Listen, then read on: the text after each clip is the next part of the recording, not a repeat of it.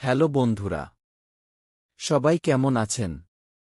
অশুভ ছায়া চ্যানেলের পক্ষ থেকে আবারও নিয়ে আসলাম নতুন এক ভয়ঙ্কর ভৌতিক সত্য ঘটনা, যা শুনলে আপনিও থমকে যাবেন।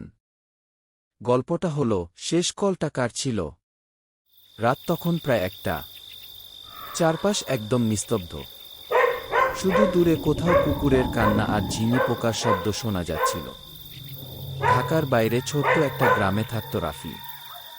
অনেকদিন পর বিশ্ববিদ্যালয়ের পরীক্ষা শেষ করে সে গ্রামের বাড়িতে ফিরেছে।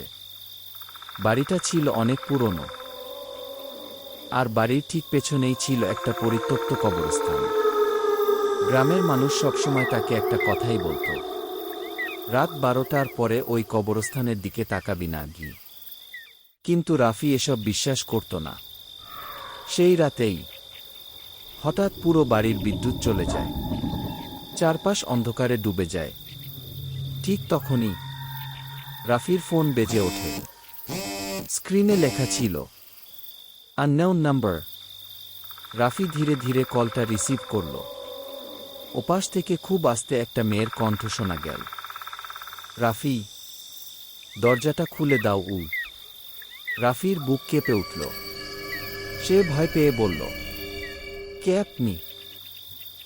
কিন্তু ওপাশে শুধু ফিস ফিস শব্দ।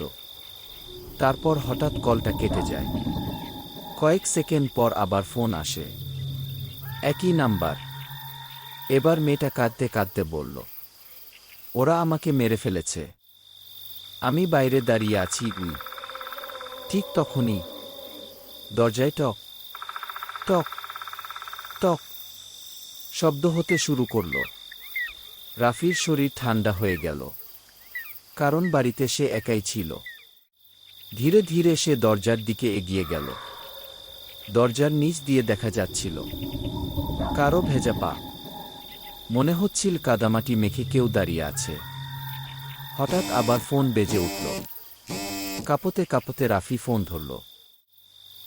ওপাশ থেকে এবার ভাঙা গলায় শোনা গেল, দরজা খুলো না, আমি তোমার পিছনে দাঁড়িয়ে আছি। রাফির নিঃশ্বাস বন্ধ হয়ে আসছিল, কারণ দরজার ওপাশে যদি মেয়েটা দাঁড়িয়ে থাকে, তাহলে ফোনে কথা বলছে কে? ঠিক তখনই ঘরের আয়নায় কিছু একটা দেখা গেল। সাদা কাপড় পরা একটা মেয়ের অবয়ব।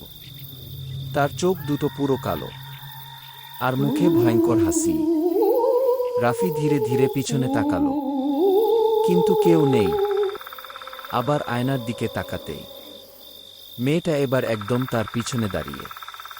তার ঠান্ডা হাত রাফির কাঁধে, আর কানে ফিসফিস করে বলল, আমি তো অনেক আগেই মারা গেছি। পরদিন সকালে গ্রামের মানুষ রাফির ঘরের দরজা ভাঙে। ঘরের ভেতরে শুধু তার ফোনটা পাওয়া যায়। ফোনের স্ক্রিনে তখনও কলটা চালু ছিল, আর ওপাশ থেকে এখনো ভেসে আসছিল, দরজাটা খুলে দাও। বন্ধুরা, গল্পটা কেমন লাগলো? যদি ভালো লেগে থাকে তাহলে অবশ্যই লাইক, কমেন্ট এবং শেয়ার করবেন।